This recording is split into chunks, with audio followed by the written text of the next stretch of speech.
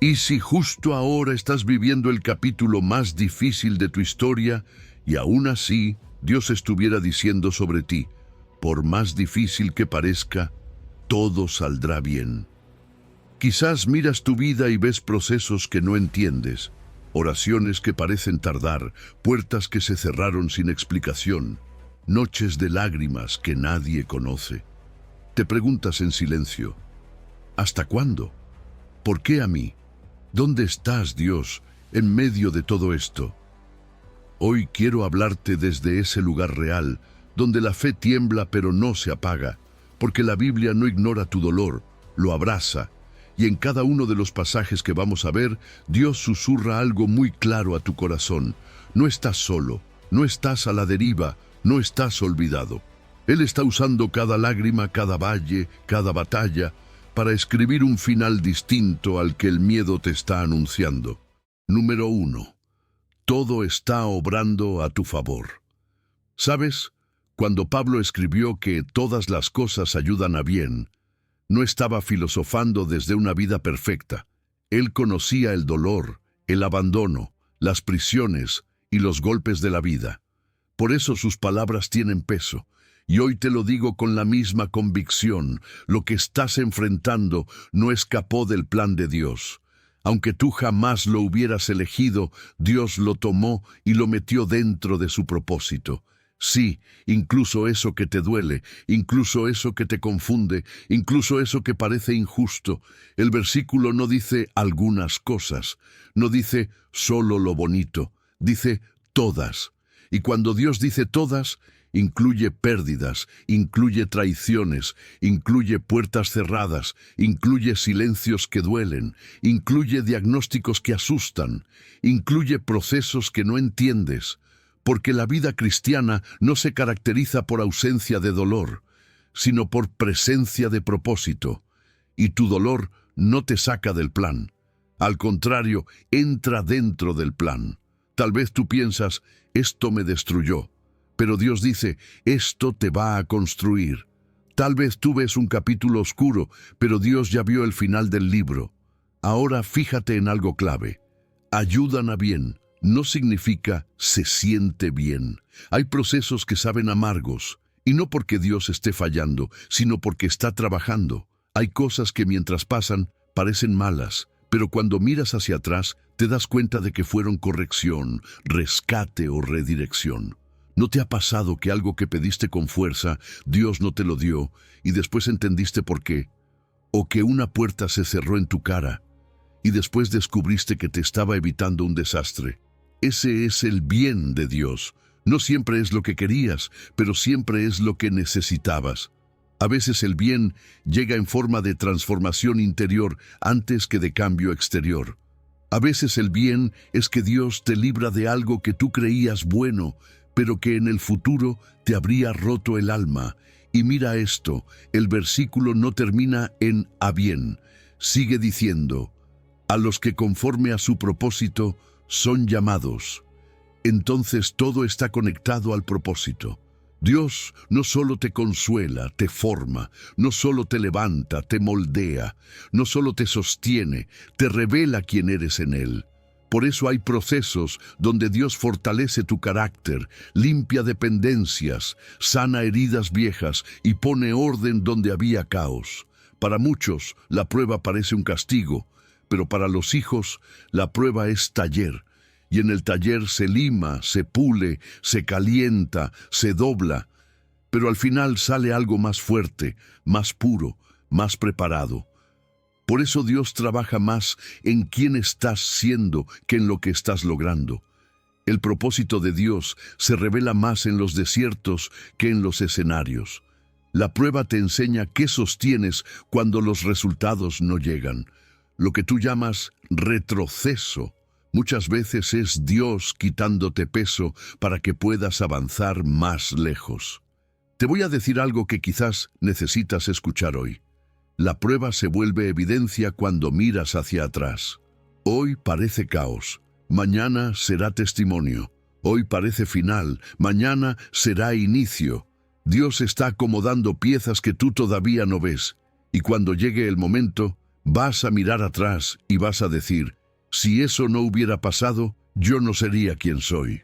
Dios no desperdicia temporadas. Lo que hoy parece ruina, mañana será estructura. La espera no siempre es castigo, muchas veces es protección. Y tu historia no se define por el capítulo difícil, sino por el final que Dios escribe. Entonces, ¿cómo se camina con esta verdad? Cambiando la pregunta. Muchas veces preguntamos, ¿por qué? ¿Por qué a mí? ¿Por qué ahora? ¿Por qué así? Pero esa pregunta no tiene salida. Te deja atrapado en el dolor. En cambio, cuando preguntas, ¿para qué, Señor?, algo cambia. El corazón se abre a propósito. Empiezas a ver enseñanza, formación, dirección. Y la conversación con Dios se vuelve más honesta. Señor, no lo entiendo, pero si tú dices que todo ayuda a bien, enséñame qué estás formando en mí. ¿Sabes qué hace eso? Cambia tu postura. La oración no siempre cambia el escenario, pero sí cambia tu corazón frente al escenario. Y cuando el corazón se alinea con la verdad, el miedo pierde espacio, porque al final, Romanos 8:28 no es un adorno espiritual, es una declaración firme. Todo está obrando a tu favor, aunque duela, aunque tarde, aunque no lo veas. En las manos de Dios esto también terminará bien. Número 2. Dios no improvisa contigo. ¿Sabes qué es lo que más impacta de Jeremías 29:11? Esa frase tan simple, porque yo sé. Dios no dijo, voy a intentar, veré qué hago, tengo una idea. No, dijo, yo sé. Y cuando alguien sabe, no improvisa. Tú puedes estar en una etapa en la que todo te parece confuso, silencioso o incluso injusto, pero Dios no perdió el mapa. Tú solo ves las páginas sueltas del capítulo que estás viviendo. Él está viendo el libro entero, y eso cambia todo. Tu confusión no significa que Dios esté confundido. Tu dolor no invalida el plan. Y lo que hoy parece silencio, en el cielo puede ser exactamente el momento en que Dios está alineando piezas que tú ni siquiera sabes que existen. Es fuerte, sí, pero es verdad. Si Dios sabe, tu vida no está a la deriva. No estás caminando sin dirección. No eres un accidente. No estás en manos del azar. Ahora fíjate en la intención de ese saber. Dios no dice, yo sé los pensamientos que tengo para destruirte, ni para confundirte, ni para castigarte. Dice, pensamientos de paz. Y cuando la Biblia habla de paz, no habla solo de ausencia de ruido o de estrés. Habla de bienestar integral, estabilidad, dirección, protección, propósito, seguridad espiritual. Y el texto lo recalca todavía más fuerte, y no de mal. Es como si Dios dijera, mi intención contigo no es dañarte, es acercarte. Porque a veces el corazón humano se arma películas falsas. Dios ya se cansó de mí, Dios me dejó solo, Dios debe estar enojado conmigo. Pero mira cómo la Biblia desarma esa mentira. Él piensa paz y no mal. Él guía por amor, no por enojo. Él corrige sin humillar. Él permite procesos sin dejar de ser bueno.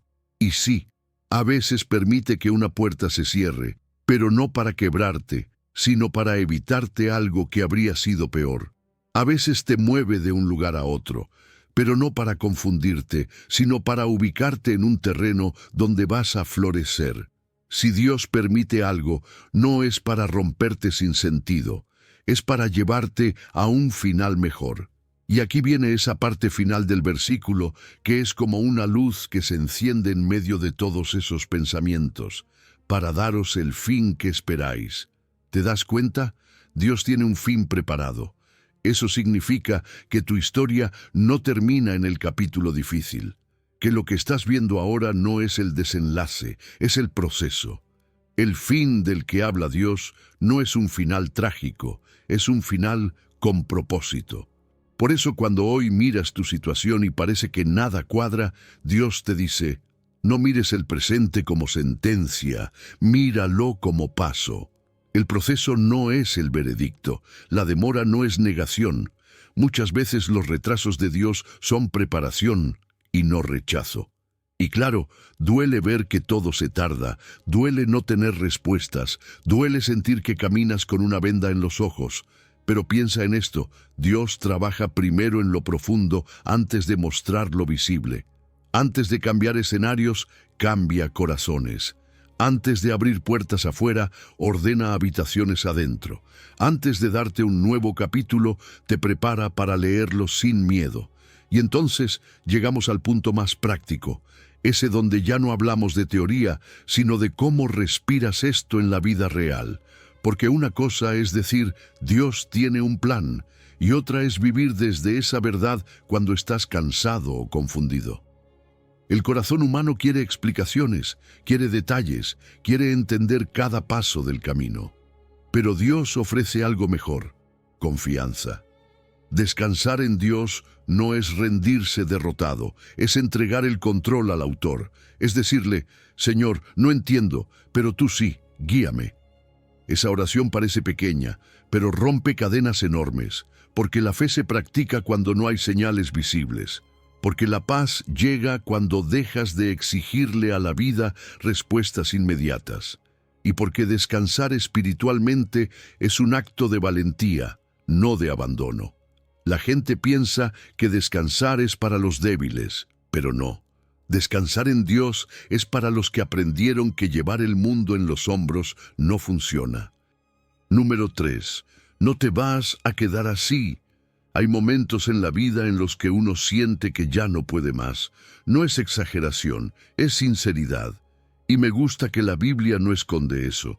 Cuando David escribió, «Hubiera yo desmayado», estaba confesando algo profundamente humano. Estaba diciendo, «Yo también estuve al borde». Qué importante es escuchar eso, ¿no? Porque a veces sentimos que cansarnos nos hace menos espirituales, como si la fe fuera una especie de armadura que nunca se abolla. Pero aquí la Escritura te legitima. El quebranto no es fracaso, es humanidad. Sentirte agotado no te separa de Dios, te acerca, porque Dios no se escandaliza por tus lágrimas. Él no te pide que seas de hierro, Él solo te pide que sigas respirando. Y sí, hay días en los que la mente está saturada, el corazón está herido y la esperanza parece quedarse en cero. Pero mira el detalle. David no dijo, desmayé, dijo, hubiera desmayado. No fue un final, fue un casi. Y ahí entra la diferencia.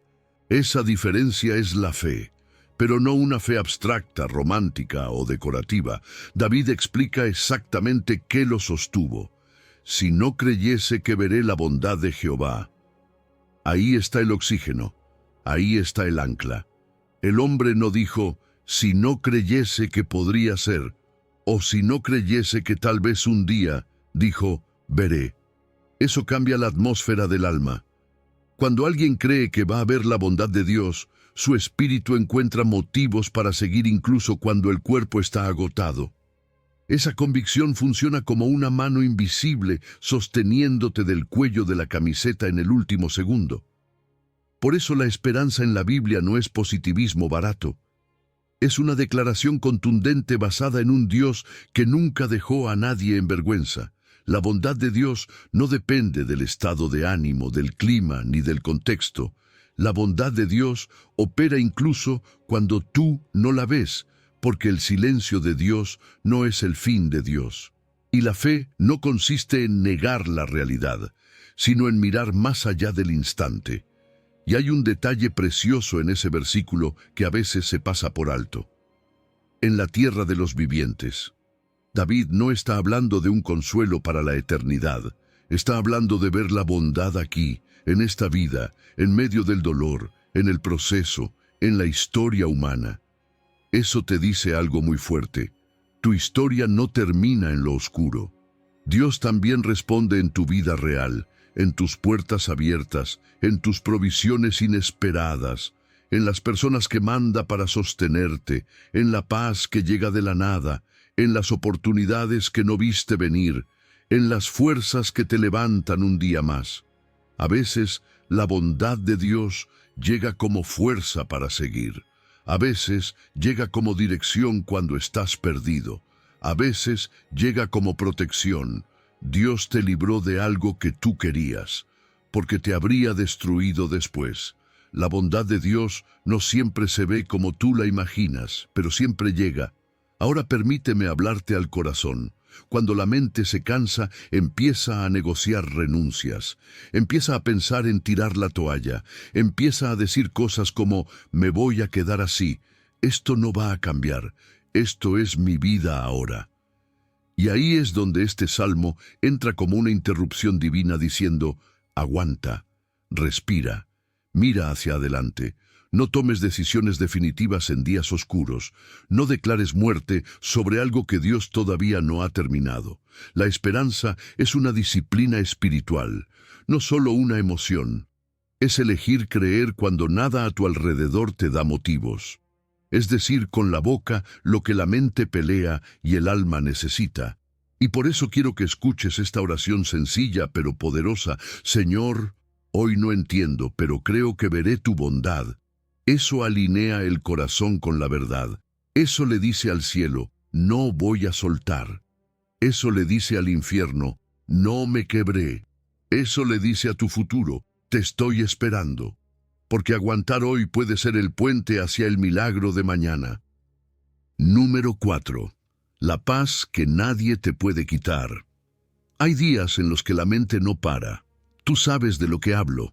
Esos momentos donde los pensamientos van y vienen como olas, donde el corazón se acelera pensando en mañana, donde el cuerpo está cansado, pero el alma está más cansada todavía. La Biblia conoce esa realidad. Por eso cuando Pablo dice, por nada estéis afanosos, no está regañando, está extendiendo una salida. No es un deja de sentir, es un deja de cargar solo. Dios no te pide negar lo que te preocupa, te pide trasladarlo. Hay una gran diferencia. La ansiedad crece en silencio. El afán se multiplica cuando lo guardas dentro y juegas a ser fuerte. Pero la fe crece cuando lo hablas con Dios. Lo que te come por dentro necesita salir por la boca delante del Señor. Por eso Pablo no dice, ignóralo, dice, presenta tus peticiones. En otras palabras, nómbralas, dilo, entrégalo. Orar es abrir la mano. Y cuando abres la mano, la carga deja de aplastarte. Sabes, mucha gente piensa que la clave es controlar la mente. Pero el Evangelio te enseña otra cosa. La clave es entregar la carga. Y entregar es un acto espiritual. Es mirar al cielo y decir, Señor, esto me preocupa y te lo presento. Eso rompe el afán. Eso corta el nudo en el pecho. Eso te recuerda que no estás solo en el proceso. Dios reconoce que hay motivos para afanarse, pero propone un intercambio, ansiedad por oración. Y en ese intercambio hay sanidad, porque el corazón humano no fue diseñado para cargar el futuro, fue diseñado para confiar en aquel que ya está allá. Pero el texto bíblico no se queda solo en orar. Dice algo más que cambia todo, con acción de gracias. Y ahí muchos se preguntan, ¿cómo voy a agradecer si todavía no ha pasado nada? Porque en la Biblia, la gratitud no se basa en resultados visibles, sino en la confianza en quien sostiene mi vida. Cuando agradeces en medio del proceso, estás diciendo, Señor, todavía no veo la respuesta, pero ya veo tu mano. La gratitud corta el ciclo del miedo porque te saca del ¿qué pasará? Y te coloca en quién me sostiene. Y créeme, eso cambia la atmósfera interna. Agradecer antes de ver es un acto de fe madura. No es fingir, no es obligarte a sonreír. Es declarar que Dios está en control aunque el panorama siga borroso. Y esto se conecta con el título La paz que nadie te puede quitar. Porque cuando agradeces, el corazón empieza a recordar que aunque parezca difícil, todo saldrá bien. La gratitud no cambia a Dios, te cambia a ti. Cambia tu postura, cambia tu perspectiva, cambia tu respiración. Y Pablo lo sabía. Por eso puso acción de gracias en el centro del proceso. Porque una cosa es pedir asustado y otra es pedir confiando. Y cuando confías, tu oración ya no suena a desesperación, suena a entrega. Y luego viene la promesa, y es impresionante. Y la paz de Dios guardará vuestros corazones y vuestros pensamientos. Esa palabra guardará es militar. Habla de un centinela, de alguien que vigila, cuida, protege y filtra. La paz de Dios es como un soldado que se pone en la puerta de tu mente y de tu corazón para que el afán no entre a destruirte. Esa paz no es la paz lógica que depende de buenas noticias. Es una paz sobrenatural, inexplicable, que sobrepasa todo entendimiento. Es la paz que te sostiene cuando el problema sigue ahí, pero tú ya no estás desmoronado. La señal de que Dios está contigo no siempre es el milagro inmediato. A veces es esa calma que no sabes explicar, esa paz que no tendría sentido si te vieran desde afuera, esa paz que no encaja con el caos alrededor. Pero así es Dios, trabaja de adentro hacia afuera. Y ahora déjame hacerlo práctico, porque esto no es teoría bíblica, es una herramienta para tu día a día. Pablo te da un método sencillo: identifica lo que te afana, preséntalo en oración, agradece por adelantado y recibe paz. Eso es todo. No necesitas discursos largos, necesitas sinceridad. Número 5. No te vas a quemar. Hablemos claro. Hay pruebas que asustan, hay temporadas donde el agua sube al cuello y sientes que ya no tienes aire. Hay días donde la vida se pone caliente, y no en el sentido bonito, sino en el sentido de esto me está quemando por dentro. Y lo más honesto es admitirlo. Isaías 43:2 no fue escrito para gente que nunca sufrió. Fue escrito para quienes conocen aguas profundas, ríos intensos y fuego real. Por eso Dios no suaviza la realidad, no usa un si acaso, usa un cuando pases. Eso significa que habrá etapas difíciles. No porque Dios no te ame, sino porque la vida en un mundo roto trae procesos. Pero aquí viene la diferencia que lo cambia absolutamente todo. Dios no promete ausencia de pruebas, promete presencia en la prueba. No dice, no pasarás por aguas, dice, pasarás y yo estaré contigo. No dice, no habrá fuego, dice, habrá, pero no te vas a quemar. Y eso sostiene el alma. Porque lo que marca el rumbo no es la temperatura del horno, es quien camina contigo adentro. Fíjate en la secuencia: aguas, ríos, fuego. Es como si Dios estuviera cubriendo distintos niveles de intensidad. Las aguas son esos momentos incómodos que te mojan los pies y te incomodan. Los ríos son esos procesos donde te cuesta mantener la cabeza arriba. El fuego son esas crisis donde sientes que te estás consumiendo. Y Dios no minimiza ninguna de esas tres. No te dice que lo tuyo es pequeño ni exagerado. Te dice, cuando pases, yo estaré contigo. Esa frase es un abrazo y a la vez una declaración contundente. Porque la fe no es negación. La fe sabe que hay hornos, sabe que hay tormentas, sabe que hay desesperos, pero también sabe que hay un Dios que entra contigo, que sostiene, que limita, que cubre, que te dice, no temas, sigue caminando, respira, que no te estás hundiendo solo, y escucha esto, no te anegarán, no te quemarás. Eso no es poesía, es límite. Es Dios diciendo, hay cosas que pueden tocarte, pero no podrán destruirte.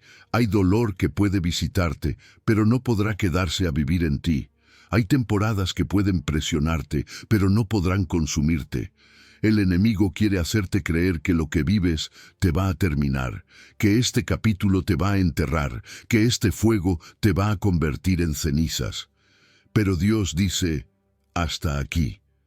Y cuando Dios marca un límite, ni el infierno completo puede moverlo.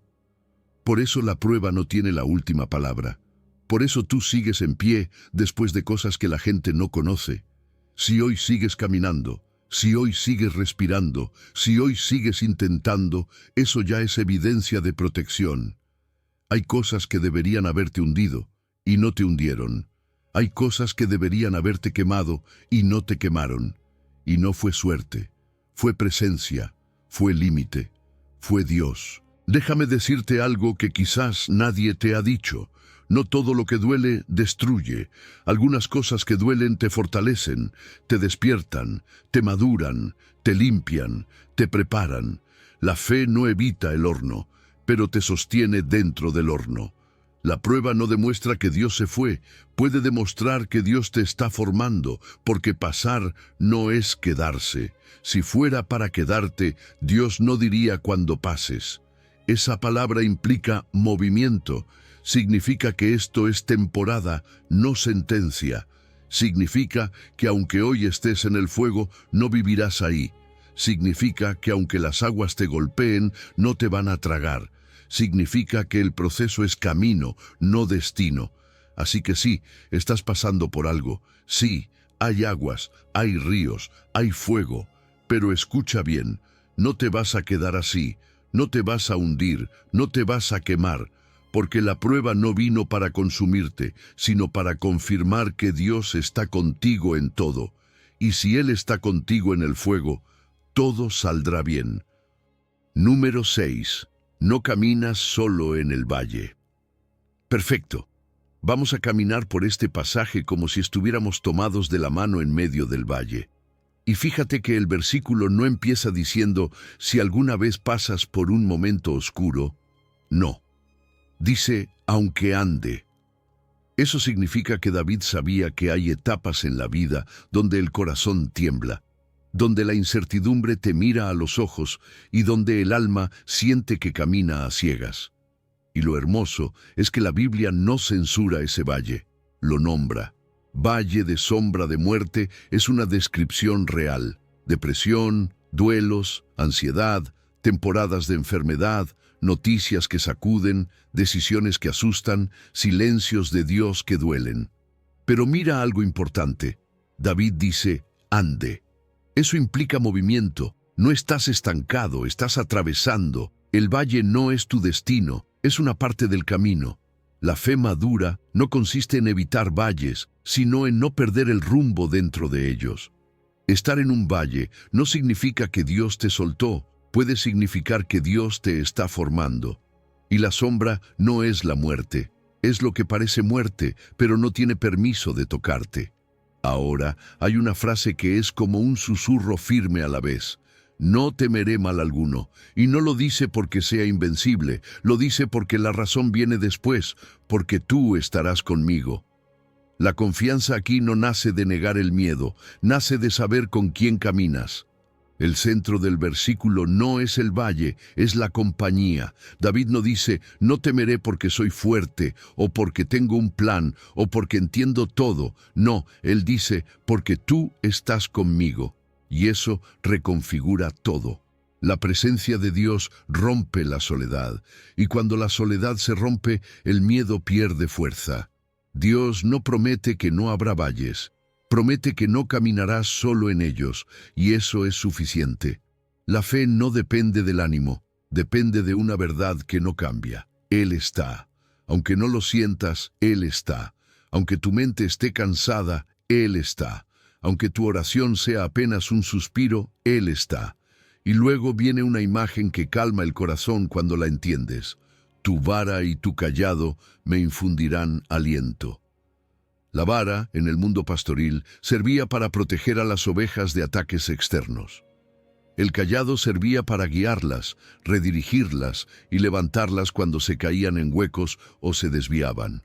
Entonces, cuando David menciona vara y cayado, está diciendo algo profundo.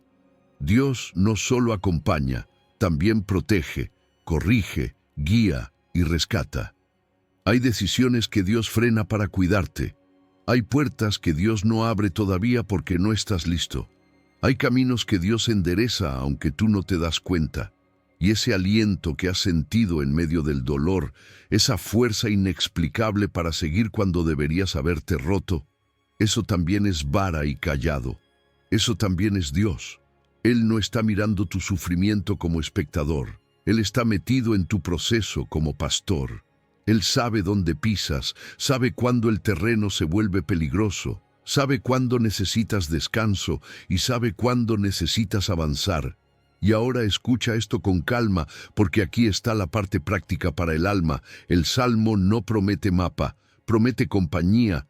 No te dice, aquí está la ruta paso a paso, te dice, yo voy contigo paso a paso, y eso es suficiente. Hay valles donde lo peor que puedes hacer es intentar verlo todo. La invitación es a caminar hoy, no a resolver mañana. La fe en el valle se vive en frases cortas, un paso, una oración, una respiración. Cuando el miedo suba, repite esto, tú estás conmigo. Esa frase reubica el corazón, porque el enemigo quiere que creas que estás solo.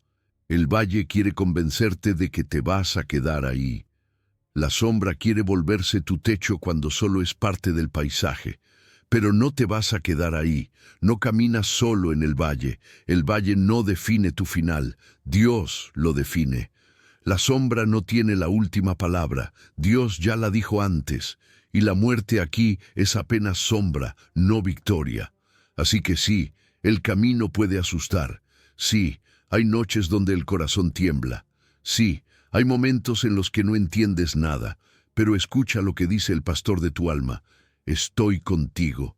Y si Él está contigo, vas a salir, vas a atravesar, vas a ver luz otra vez, porque en el valle no se muere, en el valle se aprende a caminar, y caminar con Él siempre termina bien. Número 7. Esta batalla no es tuya. Hay cargas que cansan más por dentro que por fuera, esa guerra que llevas en la mente, ese peso en la espalda que no se ve, pero que te está rompiendo por dentro, ese afán de intentar resolverlo todo solo, eso agota. Y por eso esta palabra en Éxodo 14:14 es tan poderosa, porque llega justo a ese lugar donde tú ya no tienes más fuerza. Jehová peleará por vosotros y vosotros estaréis tranquilos. Mira el contraste. Dios peleando, tú tranquilo. Aquí no dice, ustedes pelearán más fuerte. Tampoco dice, ustedes harán lo imposible. Dice, ustedes estarán tranquilos. Esto revienta una mentira que cargamos encima. La idea de que si no resolvemos todo con nuestras manos, las cosas se van a destruir. Pero hay batallas que no se ganan con fuerza humana. Y admitir eso no te hace débil, te hace humano. ¿Sabes? La vida se vuelve más pesada cuando intentas controlar lo que solo Dios puede mover. Si te fijas, muchas personas viven en modo batalla permanente, peleando por tener el control del tiempo, del futuro, de la provisión, de las personas, de las decisiones, de los resultados. Pero hay luchas que no se ganan empujando más fuerte, sino soltando más profundo. El cansancio constante puede ser la señal de que estás peleando una guerra que no te corresponde. Y cuando el alma se desgasta, pierde claridad. Ya no piensas bien, te hundes en ansiedad, te enojas con todo, tu espíritu se queda sin aliento, y Dios mira ese desgaste y no te dice, demuéstrame fortaleza, te dice, confía. Él no te pidió cargar una guerra, te pidió creer en quien nunca pierde batallas. Y aquí hay una parte que te va a liberar si la escuchas con calma. Jehová peleará por vosotros. Eso no es poesía, esa es acción divina, es intervención, es Dios diciendo, esto lo manejo yo. El cielo se mueve en lo invisible mientras tú estás aprendiendo a estar tranquilo. Y ojo, estar tranquilo no significa negar el problema. No significa fingir que no necesitas nada. Significa reconocer un control superior. Significa decir, esto no lo puedo ganar con mis manos, lo pongo en las manos que sí pueden. Esa tranquilidad es una señal de confianza, no de indiferencia. A veces el cielo se activa cuando tú sueltas el frenesí de intentar controlarlo todo. Cuando oras, la atmósfera interna cambia. Lo externo puede tardar en moverse, pero lo interno se calma primero. Y cuando tu alma se calma, puedes esperar sin romperte. Ahora, escucha esto. Rendirse no es perder. En el reino, rendirse es la forma más alta de fe. Rendirse no es abandonar esperanza, es soltar control. Es pararte frente a Dios y decir, Señor, yo no puedo, pero tú sí. Ese momento donde admites tu límite es exactamente el lugar donde Él empieza a obrar. Porque mientras tú estás intentando abrir puertas con tus manos, Dios está abriendo otras que tú ni ves. Mientras tú estás tratando de controlar gente, Dios está alineando corazones que tú ni imaginas. Mientras tú estás pensando cómo ganar, Dios ya preparó el resultado. El orgullo dice, yo puedo. La fe dice, Dios puede. Y cuando eliges fe, el desgaste se detiene. Cuando eliges fe, el alma respira. Cuando eliges fe, Dios ordena lo que tú solo enredas. Entonces, ¿cómo se vive esto en la práctica? Suelta. Eso es. Suelta, no como abandono, sino como rendición. Identifica tu batalla de hoy. ¿Es ansiedad? ¿Es un conflicto familiar? ¿Son deudas? ¿Es una decisión que te aterra? Ponle nombre. Presenta la batalla y luego entrega la espada. Dile al Señor en oración, Dios, esta batalla no es mía, pelea tú, yo voy a estar tranquilo.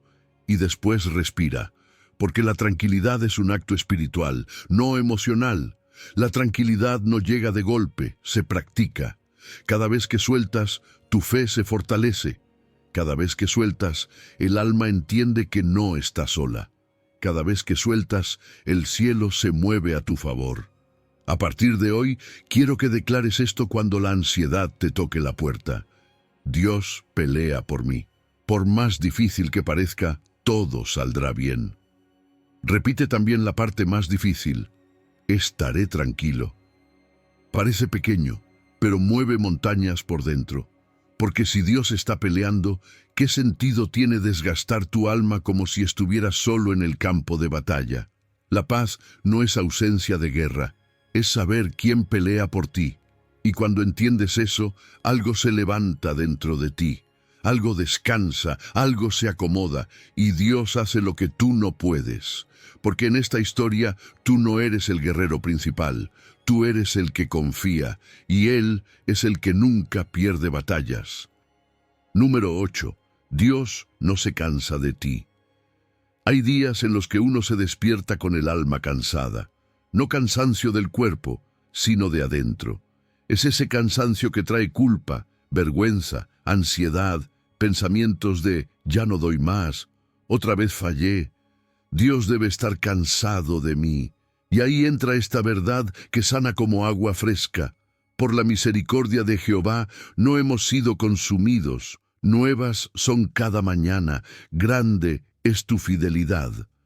Si hoy sigues aquí, no es porque todo fue fácil, ni porque tú fuiste fuerte todo el tiempo, ni porque nunca te equivocaste. Sigues aquí porque la misericordia de Dios te sostuvo cuando tú no podías sostenerte.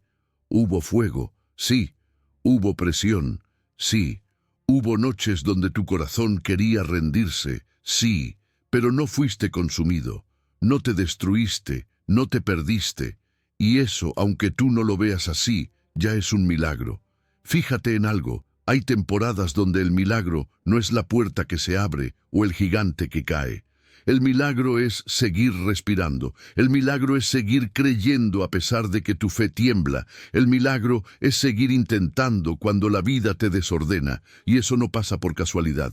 Dios te sostuvo en noches donde tú no sabías ni cómo sostenerte a ti mismo. Te sostuvo cuando lloraste en silencio. Te sostuvo cuando dijiste, ya no aguanto. Te sostuvo cuando tu mente decía, se acabó. Si hoy estás vivo, si hoy estás escuchando esto, si hoy tienes un nuevo día frente a ti, no es accidente, es misericordia. Y la misericordia no te mira y dice, otra vez tú. La misericordia te mira y dice, aquí estoy otra vez. Y mira esta parte que es casi como ver el amanecer. Nuevas son cada mañana. Dios no te da misericordia anual ni mensual, te la da cada mañana. ¿Por qué? Porque Él sabe que tú no eres perfecto y no te exige hacerlo. Él sabe que hay días donde tu fe se cae y Él te levanta. Él sabe que hay días donde tu carácter falla y Él te limpia. Él sabe que hay días donde tu alma se ensucia de miedo y Él te renueva. La misericordia no se renueva porque tú te portaste bien, se renueva porque Él es fiel. Es como si cada amanecer Él te dijera: no te rindo, no te abandono, no me canso de ti, vuelve a empezar conmigo. Y esa verdad rompe la culpa más profunda, porque la culpa te dice: ya fallaste, Dios está harto. Pero Dios responde con el amanecer: yo sigo aquí. Y luego viene esta frase que es una roca firme para pararse encima: grande es tu fidelidad. La fidelidad de Dios es el lugar seguro cuando todo lo demás cambia. Tu estado de ánimo cambia, tu fuerza cambia, tu disciplina cambia, tus emociones cambian. Pero la fidelidad de Dios no cambia. Él no abandona procesos a medias. Él no te mira a mitad del camino y dice: ya me cansé. Él no tira la toalla contigo.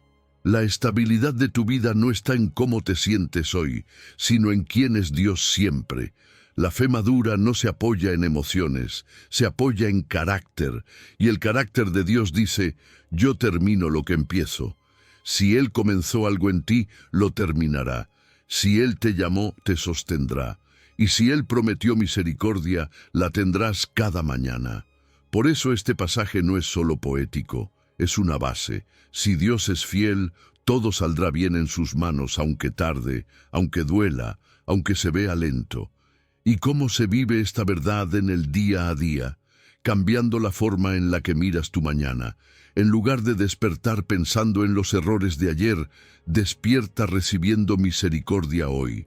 Antes de mirar el celular, antes de pensar en cuentas, antes de abrir heridas, respira y di: Señor, gracias por tus misericordias nuevas.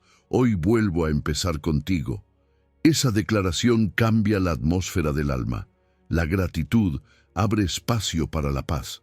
Y cuando tu alma cree que Dios es misericordioso, el miedo pierde autoridad, porque la condena quiere dejarte pegado al pasado, pero la misericordia te empuja al futuro. Y cuando eliges creer que Dios no se cansa de ti, tu corazón empieza a sanar. Porque nadie florece bajo condena, pero sí se puede florecer bajo misericordia. Así que hoy, haga frío por dentro o haga tormenta por fuera, declara esto: hoy recibo tu misericordia.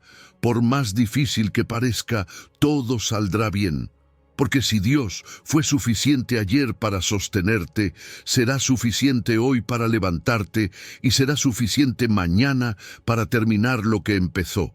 Él no se cansa de ti, y esa es tu esperanza. Número 9. Lo que Dios prometió llegará. Hay una parte de la Biblia que parece escrita para quienes están cansados de esperar. Aunque la visión tardare, espéralo, porque sin duda vendrá. Ahí está el corazón de Habacuc 2:3. La demora no niega la promesa, solo revela que hay proceso. ¿Y sabes qué pasa cuando uno escucha la palabra tardar? La mente empieza a correr. ¿Qué está pasando? Dios se olvidó. Yo hice algo mal. ¿Y si ya no va a ocurrir?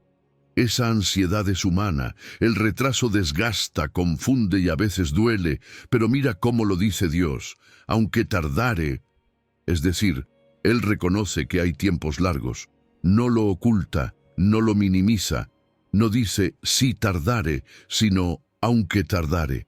Eso valida tu dolor y tu cansancio, pero también dice algo más fuerte: el hecho de que tarde no significa que se canceló. La demora no es negación, es proceso. Cuando Dios tarda, muchas veces está preparando el escenario, los detalles, las conexiones, las puertas, los corazones, y al mismo tiempo te está preparando a ti para sostener lo que viene.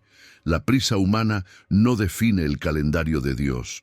Lo que tú llamas retraso, Dios lo llama preparación. Y después viene esa frase que es como clavar una estaca en medio de la tormenta: no mentirá. Ahí se termina el debate interno, porque nuestro problema no es la espera, es el miedo a que no pase. Pero Dios se planta y dice: si yo lo dije, no miento. Y esa es la garantía más grande que puedes tener. No depende de señales visibles, ni de emociones, ni de puertas abiertas en este momento. Depende del carácter de Dios. Y Dios no miente. no se contradice, no retira lo que habló, no se arrepiente de lo que prometió. Por eso la fe madura aprende a confiar en la promesa por encima del ambiente. Porque los ojos ven silencio, pero la fe escucha, no mentirá. Los ojos ven demora, pero la fe escucha, sin duda vendrá. Y fíjate que el texto no dice, probablemente vendrá, ni puede que venga, sino, sin duda vendrá. Los retrasos no son cancelaciones. El silencio no contradice la promesa. Si Dios habló, se cumple. Si tardó, no falló. Si no lo ves, no significa que no se está moviendo. Ahora, escucha esta parte que a veces nos incomoda, pero que es clave. Espéralo. La Biblia no trata la espera como pasividad, sino como fe activa. Esperar no es cruzarse de brazos, esperando a que algo caiga del cielo sin caminar. Esperar es seguir orando aunque no veas cambios, seguir adorando aunque el cielo esté silencioso, seguir sembrando aunque la tierra parezca dura, seguir obedeciendo aunque no entiendas el tiempo. La espera bíblica es reverente, es decir, Señor, espero sin rendirme. La paciencia no es debilidad. La paciencia es fe con respiración larga, es saber que Dios no llega tarde, llega a tiempo, y mientras esperas, Dios desarrolla tu carácter para sostener la bendición que todavía viene en camino, porque hay cosas que Dios tarda en darte, no porque no quiera, sino porque si te las diera antes, te lastimarían. Así trabaja el cielo, te prepara para lo que estás pidiendo, y prepara lo que estás pidiendo para ti. Y entonces llega el punto donde el corazón se reordena, cambiar el cuándo por confío en tu tiempo. Porque el cuándo te roba paz, te tensa los hombros, te llena de ansiedad. Pero cuando dices confío en tu tiempo, baja la presión interna. Dejas de correr, dejas de comparar, dejas de desesperarte. Y ahí sucede algo hermoso. Puedes esperar sin desgastarte, puedes esperar sin romperte, puedes esperar con paz, y esa paz también es parte del milagro. Es adoración en la espera. Por eso quiero que hagas algo práctico. Escribe la promesa que estás esperando. Escríbela, léela cuando la desesperación venga. Léela cuando sientas que nada se está moviendo. Léela cuando el enemigo te diga, ya no va a pasar. Porque cuando lees la palabra de Dios, tu mente se alinea, tu fe respira, tu alma recuerda.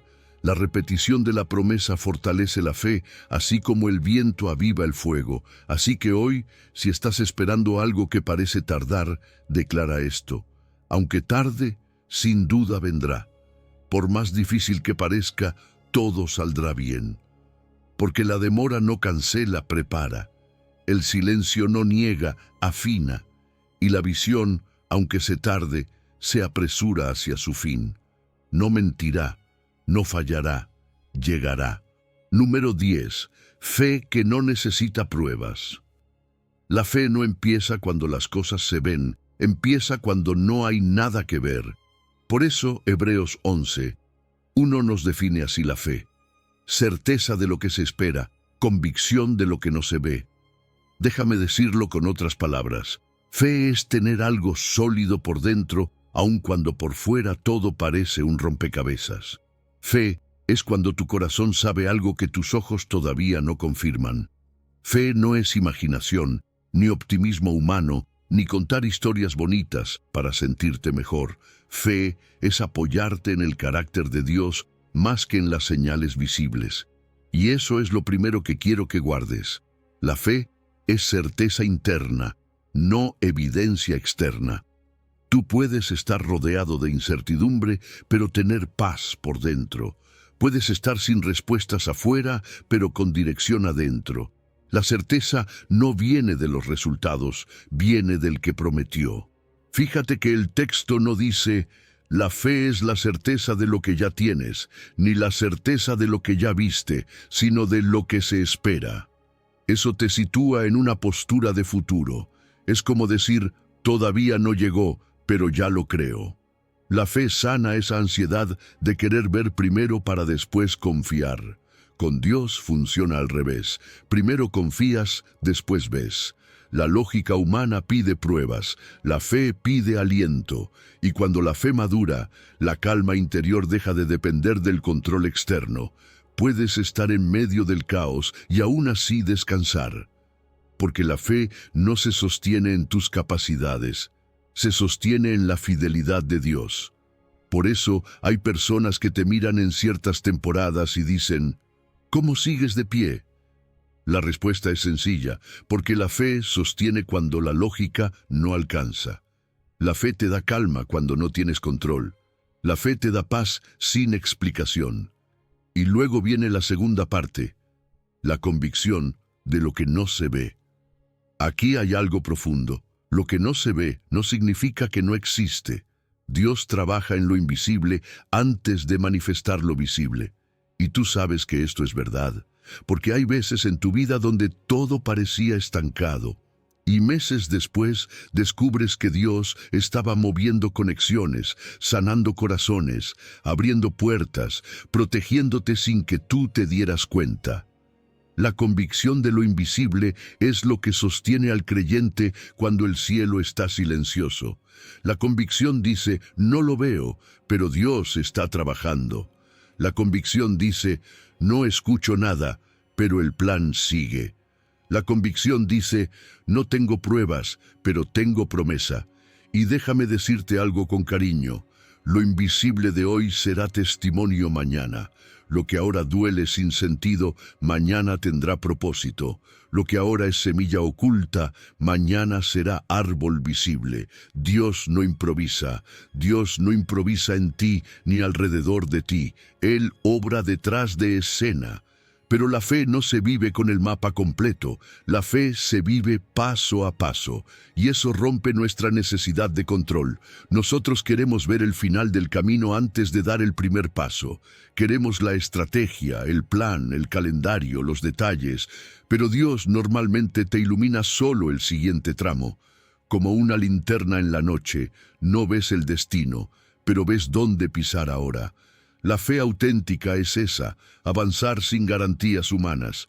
Decirle a Dios, no veo todo, pero dame el próximo paso. Y Él lo hace, porque un paso pequeño también es obediencia grande. No te paralices porque no ves el panorama completo. El milagro está en moverse. La fe crece practicando, no solo entendiendo. No necesitas la vista, necesitas guía. Y Dios guía mejor a quien camina que a quien se queda paralizado esperando señales perfectas. Ahora déjame llevarlo a lo práctico, al corazón.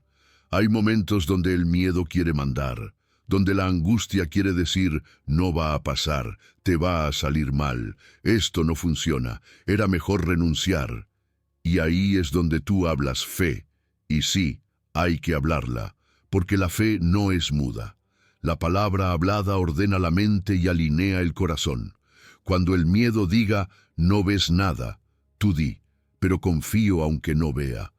Cuando la ansiedad diga, no hay pruebas, tú di, pero tengo convicción. Cuando la duda diga, esto no va a cambiar, tú di, si Dios prometió, Él cumple. Esa es la guerra espiritual interna. Por eso te aconsejo algo sencillo pero poderoso. Repite Hebreos 11:1 cuando el corazón se agite. Dilo como quien se recuerda la verdad. La fe es la certeza de lo que espero, la convicción de lo que no veo. Y quiero que cierres con esta declaración, que está alineada a todo el guión que vienes construyendo. Tengo certeza, tengo convicción. Por más difícil que parezca, todo saldrá bien en las manos de Dios. Porque la fe no necesita pruebas para caminar, necesita a Dios. Y mientras lo tengas a Él, aunque no veas nada, ya tienes todo.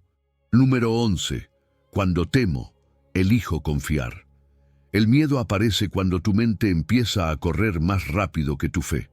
Cuando no sabes qué va a pasar mañana, cuando te imaginas escenarios, cuando el corazón late fuerte y parece que no tienes el volante del futuro.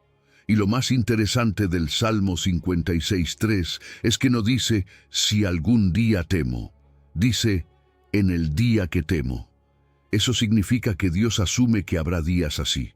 Días donde no entiendes, días donde te tiemblan las manos, días donde la incertidumbre te despierta antes de la alarma. Y aquí viene algo liberador.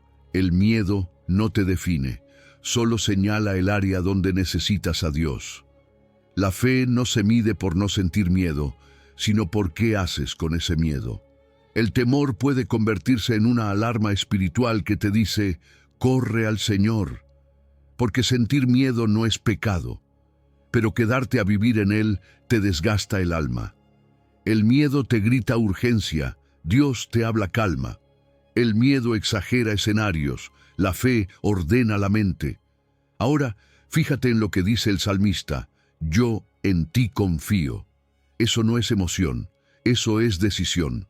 Confiar es un acto consciente del corazón, una elección espiritual que haces incluso cuando la emoción todavía no se alineó.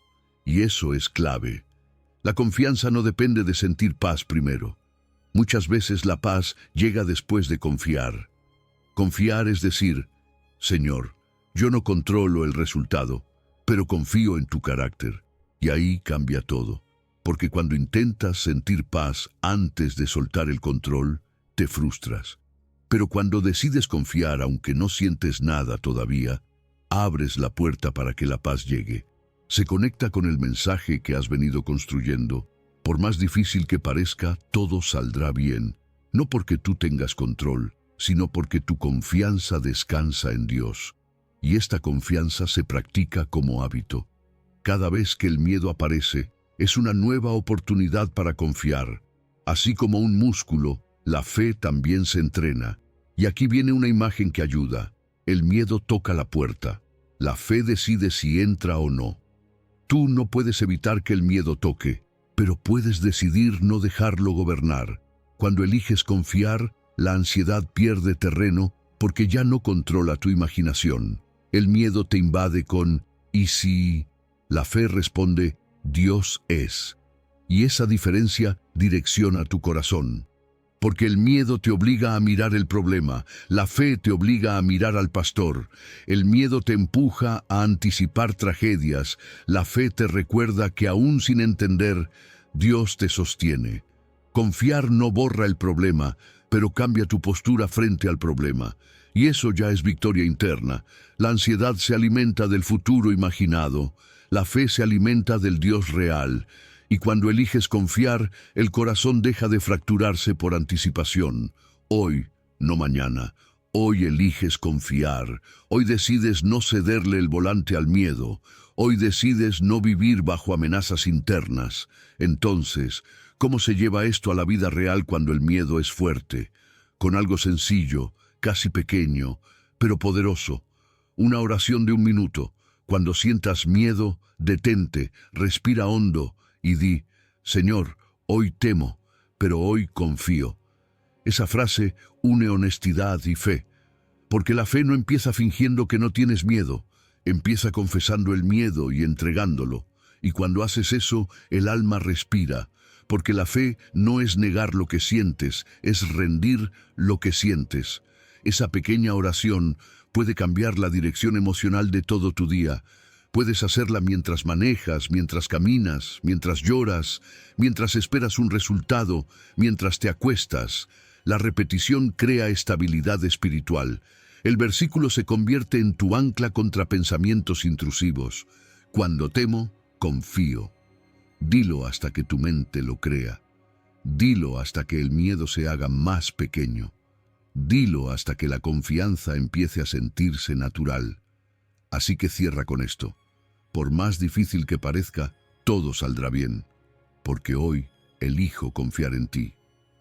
No tienes que tener el mapa completo, no tienes que entender todo, solo tienes que entregar el miedo y tomar la decisión del salmista. Cuando temo, confío. Y ahí se abre el camino de la paz. Número 12. Dios está cerca de tu corazón roto. Cuando el corazón se rompe, algo dentro de uno parece hacerse añicos. Se pierde el aire, la vida se vuelve pesada, y uno siente que camina con pedazos del alma en las manos sin saber cómo volver a unirlos. Y fíjate lo que dice el Salmo 34:18. Cercano está Jehová a los quebrantados de corazón, y salva a los contritos de espíritu. Qué fuerte es esto, porque no dice, cercano está Jehová a los fuertes, ni a los que lo tienen todo en orden, sino a los quebrantados. Eso significa que tu dolor no es señal de que Dios te dejó. Puede ser evidencia de que Él está más cerca que nunca. Y cambia la perspectiva. El quebranto no te aleja de Dios, te coloca justo en el terreno donde Él se acerca. Quebrantados de corazón, habla de pérdidas, decepciones, duelos, traiciones, cansancio emocional, temporadas donde nada tiene sentido y sientes que ya no puedes más. Y justo ahí, la Biblia dice, cercano está. No estará, no estuvo, sino está, presente, aquí, con tu dolor, con tu silencio, con tus lágrimas. Y piensa en esto un momento, Dios no se incomoda con tus lágrimas. Nosotros a veces sí, porque no sabemos qué hacer, porque sentimos culpa, vergüenza o porque pensamos que llorar es falta de fe. Pero Dios honra tu llanto. Dios no te pide que te levantes rápido, ni que finjas fortaleza, ni que escondas tus heridas. Él ve tu vulnerabilidad y no te descalifica, te abraza. La vulnerabilidad no te hace indigno, te hace humano. Y cuando el quebranto se convierte en un lugar que le entregas a Dios, se vuelve un terreno sagrado. Porque en ese espacio frágil, Dios no solo observa, actúa. Por eso el texto dice algo más, y salva a los contritos de espíritu. Contrito es alguien que ya no presume, que ya no se sostiene solo, que ya no juega a ser fuerte. Es alguien que mira al cielo y dice, Señor, no puedo. Y mira lo que hace Dios con alguien así. Salva. Y no estoy hablando solo de salvación eterna, estoy hablando de rescate interior. Dios salva cuando devuelve aliento, cuando reconstruye esperanza, cuando restaura confianza, cuando levanta lo que estaba derrumbado dentro. Y ese rescate puede ser inmediato, pero muchas veces es progresivo, paso a paso, respiración por respiración. Dios no solo acompaña, interviene para levantar lo que tú creías perdido.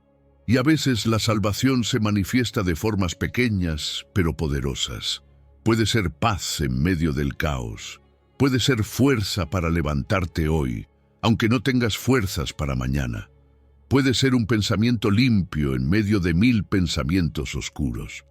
Puede ser una llamada inesperada, una palabra que te sostiene, un abrazo, una canción, una puerta que se abre cuando pensabas que todo terminó. Ese tipo de milagro no siempre cambia la circunstancia al instante, pero cambia tu interior. Y ese cambio interno es evidencia de cercanía divina. Porque cercano no significa sentimental, significa activo en tu dolor. Es ahí donde Dios se vuelve refugio. Cuando tu corazón no tiene dónde descansar, Él se convierte en lugar seguro. Y su cercanía se siente en lo simple, en esa paz que no sabes explicar, en esa palabra que llega en el momento justo, en esa fuerza que aparece cuando ya no tenías nada. La presencia de Dios no depende de tu ánimo. Él no está contigo solo cuando estás fuerte, Él permanece cuando estás roto. Él trabaja en el silencio del corazón roto, en las fracturas del alma, en las partes de ti que nadie ve. Donde tú ves ruina, Dios ve reconstrucción. Donde tú ves final, Dios ve inicio. Donde tú ves cenizas, Dios ve algo que puede volver a levantarse. Y quiero llevarte al punto práctico. Cuando el corazón se rompe, mucha gente lucha contra su dolor. Se sienten culpables por sentir, se avergüenzan de llorar, intentan arreglarlo todo solos. Pero la sanidad empieza cuando dejas de pelear con tu dolor y se lo entregas a Dios. Habla con Él tal como estás, no como deberías estar. ¿Cómo estás? Puedes decir, Señor, mi corazón está quebrantado, pero sé que estás cerca. Y aunque sea difícil, todo saldrá bien. Esa oración no exige fuerza, exige honestidad. Y la honestidad abre el canal de la sanidad. Y cuando sientas el peso, repite el texto, cercano está Jehová. Esa frase le recuerda a tu alma que no estás solo, que no estás abandonado, que Dios está aquí. Llorar delante de Dios también es oración. Entregar el dolor también es fe. Y aunque el consuelo no siempre borra el dolor, sí evita que te destruya. Porque en tu punto más frágil, Dios está más cerca que nunca. Número 13. Tus lágrimas no se pierden. Cuando uno lee el Salmo 56, verso 8, hay una frase que te rompe por dentro, pero al mismo tiempo te sana. Mis huidas tú has contado, pon mis lágrimas en tu redoma, ¿no están ellas en tu libro? Es como si Dios se acercara a la persona más herida, más cansada, más incomprendida y le dijera: yo vi todo, yo anoté todo, yo guardé todo. Y sabes, mucha gente llora en secreto pensando que nadie vio, que nadie entiende, que nadie se enteró. Pero la Biblia lo deja claro. Dios contó tus huidas, Dios guardó tus lágrimas, Dios registró tu proceso. No estás llorando en el vacío, no estás llorando delante de nadie indiferente, estás llorando delante del cielo. Mis huidas tú has contado. Eso implica que Dios conoce tu historia completa, no solo las partes bonitas. Conoce los días que no querías salir de la cama. Conoce las noches en las que te fuiste a algún lugar solo para respirar. Conoce las veces que escapaste emocionalmente porque no soportabas el peso. Huidas es una palabra profunda. No habla de rendición, habla de cansancio. Habla de ese momento donde uno ya no da más y solo busca refugio. Y escucha esto. Dios no solo ve el momento final, ve el proceso. Él vio cuando intentaste ser fuerte. Él vio cuando fingiste estar bien para no preocupar a nadie. Él vio cuando te derrumbaste en el baño mientras todos dormían. Nada de eso se perdió. Nada de eso fue ignorado. Nada de eso pasó desapercibido. Y eso cambia la forma en que ves tu historia, porque te das cuenta de que tu dolor nunca estuvo sin testigo. Dios estuvo presente en cada capítulo, incluso cuando tú sentías que estabas caminando solo. Luego dice: pon mis lágrimas en tu redoma. Esta imagen es impresionante. ¿Te das cuenta? Dios no desecha tus lágrimas, no las deja caer al suelo como si fueran desperdicio emocional. Las recoge, las guarda, las trata como tesoro. Y eso significa algo muy profundo. Tu dolor tiene valor. No importa si el mundo dice no llores, no seas débil, supéralo. Ya fue. Dios no dice eso.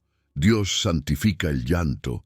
Para Él tus lágrimas no son vergüenza, son evidencia de que algo te dolió, de que algo te importó, de que algo te quebró. Y eso, lejos de descalificarte, te humaniza. La gente muchas veces juzga las lágrimas. Dios, en cambio, las guarda. La gente te dice: no llores. Dios dice: dame tus lágrimas. La gente dice: te estás ahogando. Dios dice: estás siendo sincero. Y el hecho de que Dios use la imagen de una redoma, una especie de frasco delicado usado para preservar perfumes y sustancias valiosas, habla del nivel de honor que le da a tu sufrimiento. Nada se desperdicia delante de Él. Y luego viene una pregunta que en realidad es una afirmación disfrazada. ¿No están ellas en tu libro? El libro representa memoria, registro, historia. Esto significa que el cielo lleva cuenta, no para condenar, sino para restaurar, no para exponer, sino para redimir. Dios registra tus lágrimas no para que tu dolor quede archivado, sino para que tu proceso tenga propósito. Porque escucha esto, en las manos de Dios las lágrimas se transforman, no se pierden, no son inútiles, no son insignificantes, se vuelven semilla, se vuelven riego, se vuelven materia prima para un testimonio que aún no has contado. Lo que hoy lloras, mañana puede ser historia de fidelidad. Lo que hoy parece ruina, mañana puede ser plataforma. Lo que hoy duele, mañana puede brillar abriendo camino a otros. En manos de Dios, ninguna lágrima termina en fracaso. En manos de Dios, las lágrimas se procesan como oro, como aceite, como perfume. Y ahora quiero llevarte a la parte práctica. Porque si este versículo es verdad, y lo es, entonces tu llanto no debería empujarte a esconderte, sino a entregarte. El llanto no debería convertirse en vergüenza, sino en oración. En vez de decir, no puedo llorar, di, Señor, aquí están mis lágrimas. Esa frase pequeña, sincera, abre un canal entre tu dolor y el corazón de Dios.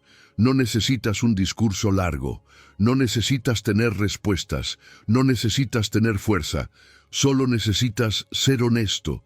Dios entiende palabras, pero también entiende suspiros, entiende gemidos, entiende silencios, entiende pausas. Hay días donde no puedes decir, Padre nuestro, pero sí puedes decir, me duele. Y eso es oración también. Y escucha esta declaración alineada al guión del alma. Dios vio mis lágrimas, y por eso sé que, aunque parezca difícil, todo saldrá bien. Porque no se pierde lo que se entrega, no se desperdicia lo que Dios recoge, no se olvida lo que el cielo registra.